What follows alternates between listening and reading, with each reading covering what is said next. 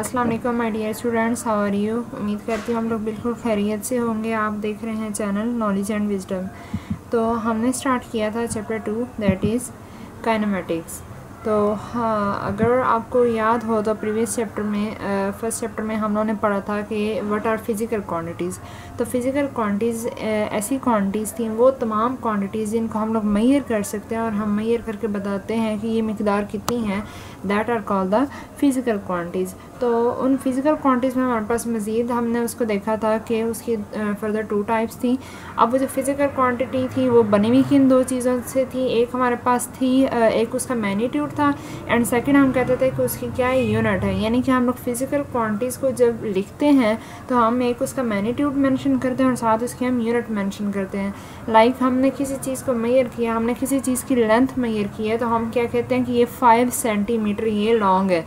तो वो जो 5 डिजिट है क्वांटिटी है, that is called the magnitude and centimetre is called the unit. तो ये हम लोगों ने कहा था कि ये हमारे पास कौन सी क्वांटिटीज़ हैं, फिज़िकल क्वांटिटीज़ हैं। फिर हमने ये देखा था कि हमारे पास फिज़िकल क्वांटिटीज़ की फर्दर 2 टाइप्स होती हैं।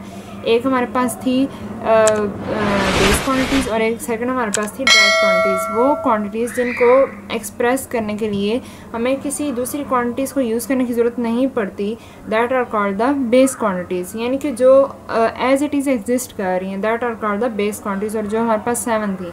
उसके बाद हमने ये देखा था कि हमारे पास सेकंड पे हमारी आ जाती थी डायरेक्ट क्वांटिटीज़, यानी वो क्वांटिटीज़ जिनको एक्सप्रेस करने के लिए हम लोग बेस क्वांटिटीज़ की हेल्प लेते हैं, that are called the direct quantities.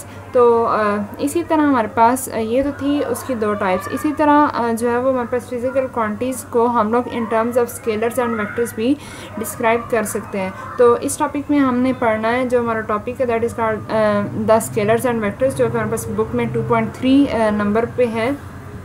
तो सबसे पहले हमारे पास स्केलर्स क्या होती हैं, स्केलर क्वांटिटीज़ क्या होती हैं और वेक्टर क्वांटिटीज़ क्या होती हैं, हम इसको देखते हैं। स्केलर क्वांटिटीज़ वो क्वांटिटीज़ हैं, वो मिकदारें हैं जिनको डिस्क्राइब करने के लिए, जिसको बयान करने के लिए हमें सिर्फ उसके मैग्नीट्यूड की ज़रूरत होती है। यानी कि जिसको बयान करने के लिए हमें सिर्फ उसकी मिकदार बतानी पड़ती है, that are called the scalar quantities. यानी कि मिकदार, अब मैग्नीट्यूड क्या है, यानी कि किसी भी चीज़ की मेजरमेंट, कोई भी न्यूमेरिकल वैल्यू हो, that is called the scalar quantity. अगर मैं इसकी मिसाल लूँ तो सबसे जो इजी एग्जांपल है वो हमारे पास मैथ्स है। अब मैथ्स किस तरीके से, अब देखें मैथ्स हम किसी भी चीज़ का मेजर कर रहे हैं तो हम ये नहीं देखते कि मैथ्स किस डायरेक्शन में हम मेजर कर रहे हैं, हम बस ये देखते हैं कि वो जो मैथ्स है वो कितना है। लाइक 5 kg है, 10 kg है, 15 kg है, या वट एवर जो भी हो, मतलब ये कि हमें जस्ट उसका मैग्नीट्यूड चाहिए होता है। तो ऐसी मिकदारें जिनको जो है वो एक्सप्रेस करने के लिए हमें सिर्फ उसका मैग्नीट्यूड बताना पड़े, that are called the scalar quantities. तो मतलब ये कि हमें इसमें उनकी डायरेक्शन को बताना नहीं पड़ता, मेंशन नहीं करना पड़ता। जिस तरह हमारे पास जो स्केलर क्वांटिटीज़, उसकी अगर हम फर्दर एग्जांपल्स को देखें, हमारे पास मैथ्स को मैं बता चुकी, इसी तरह हमारे पास लेंथ है। अब लेंथ भी देखें, अब किसी भी तरह से हम लोग किसी भी चीज़ को मेजर कर लें, फ़र्ज़ करें हम किसी जो है वो कपबोर्ड को मेजर कर रहे हैं, तो हम ये नहीं कहते कि हमने किस डायरेक्शन में उसको रख कर मेजर किया है। मतलब हम जिस भी तरीके से करना चाहें, चाहे सीधा रख के करें या जो है वो हॉरिजॉन्टल पोजीशन पे रख के करें, जिस तरीके से भी करें, हम जो जिस तरीके से मेजर करेंगे उसकी जो लेंथ है वो तो सेम ही आएगी। इसी तरह टाइम है, टाइम को बताने के लिए भी हमें ये नहीं देखना पड़ता कि हम किस डायरेक्शन में टाइम को मेजर कर रहे हैं, जस्ट हम लोग ये देखते हैं कि इतना टाइम हो चुका है। इसी तरह टेम्परेचर है, तो ये तमाम क्या हैं, स्केलर क्वांटिटीज़ हैं।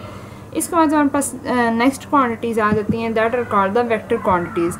वेक्टर क्वांटिटीज़ वो क्वांटिटीज़ होती हैं जिनको एक्सप्रेस करने के लिए हमें मैग्नीट्यूड और डायरेक्शन दोनों की ज़रूरत होती है, that are called the vector quantities. अब मिसाल के तौर पर अगर हम देखें तो हमारे पास फोर्स एक ऐसी क्वांटिटी है। अच्छा, अब देखिए फोर्स का मतलब क्या है, किसी भी बॉडी पर जो है वो कुव्वत लगाना, फोर्स लगाना।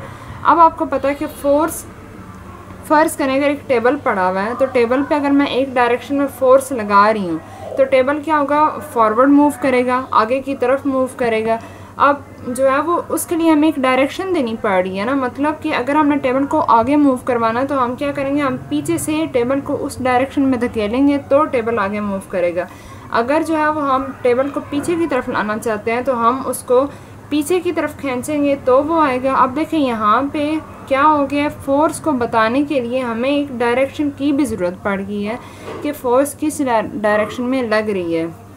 मतलब ये कि इसमें वेक्टर क्वांटिटी तब कम्प्लीटली बयान की जा सकती है जब इसमें मैग्नीट्यूड के साथ साथ उसकी डायरेक्शन भी बताई जाए। तो ये तो थी फोर्स। इसी तरह हमारे पास और भी बहुत सी ऐसी क्वांटिटीज़ हैं जो वेक्टर्स हैं, मतलब ये कि जिनको एक्सप्रेस करने के लिए हमें मैग्नीट्यूड और डायरेक्शन दोनों की ज़रूरत होती है, जिसमें हमारे पास वेलोसिटी आ जाती है। ये हम लोग फर्दर डिस्कस करेंगे, वेलोसिटी होती क्या है, डिस्प्लेसमेंट क्या है, मोमेंटम क्या है। तो फ़िलहाल आप लोग जस्ट इतना ही याद रखें कि हमारे पास वेक्टर क्वांटिटीज़ वो क्वांटिटीज़ होती हैं जिनको एक्सप्रेस करने के लिए हमें मैग्नीट्यूड और डायरेक्शन दोनों की ज़रूरत होती है। अब ये तो बात हमने कर ली कि स्केलर्स और वेक्टर्स होते क्या हैं, कि इनमें डिफरेंस क्या है। स्केलर्स वो जिनको एक्सप्रेस करने के लिए हमें ओनली मैग्नीट्यूड की ज़रूरत है, एंड वेक्टर्स वो जिनको एक्सप्रेस करने के लिए हमें मैग्नीट्यूड प्लस डायरेक्शन दोनों की ज़रूरत होती है। इसके बाद अगर हम लोग जो है वेक्टर्स को रिप्रेजेंट करना चाहें, बताना चाहें, तो हम लोग किस तरीके से बता सकते हैं। अब इसकी रिप्रेजेंटेशन का एक बहुत इजी सा मेथड है। हम लोग जो है वो एक लाइन सेगमेंट ड्रॉ करते हैं और उसके ऊपर एक एरो हेड लगा देते हैं, जिस तरह मैंने यहाँ पर बनाया हुआ है। हमारे पास एक लाइन है ए बी। अब क्योंकि हमने ये बात की है कि जो है वो इसमें इसकी रिप्रेजेंटेशन के लिए हमें डायरेक्शन भी बतानी पड़ती है। अब लाइन तो ठीक है होगी ए से बी, हमारे पास एक उसकी मैग्नीट्यूड है, फ़र्ज़ करें ये 5 होगी इसकी लेंथ 5 सेंटीमीटर। अब ये 5 सेंटीमीटर है किस डायरेक्शन में, तो अब देखें यहाँ पे जो एरो है वो बी पे पॉइंट है, और बी किस डायरेक्शन में, अपवर्ड डायरेक्शन में। तो हमें ये पता चल रहा है कि ए बी क्या है, इसका मैग्नीट्यूड है, और हम इसकी डायरेक्शन क्या है, in the direction of B. तो वेक्टर को रिप्रेजेंट करने के लिए हम लोग एक लाइन सेगमेंट यूज़ करते हैं, और साथ हम लोग क्या यूज़ करते हैं, एक एरो हेड यूज़ करते हैं। और अगर हम लोगों ने वेक्टर क्वांटिटी को एक्सप्रेस करना हो तो हम लोग मोस्टली बोल्ड लेटर्स यूज़ करते हैं, यानी कि जो मोटे हरूफ यूज़ करते हैं। लाइक हमारे पास फोर्स है तो फोर्स का हम लोग एफ बोल्ड कर देंगे, एक्सेलरेशन है उसका हम लोग ए बोल्ड कर देंगे, डिस्प्लेसमेंट है उसका डी बोल्ड कर देंगे, या फिर उनके ऊपर जो है वो हम लोग बार डाल देते हैं, या फिर एरोज जो है वो सिंबल के ऊपर डाल देते हैं। तो ये था आज का हमारा टॉपिक स्केलर्स एंड वेक्टर्स। उम्मीद करती हूँ आपको समझ आई होगी। तो लाइक करें, शेयर करें, सब्सक्राइब करें, और इंशाल्लाह जल्दी मिलते हैं नेक्स्ट वीडियो में। Thank you.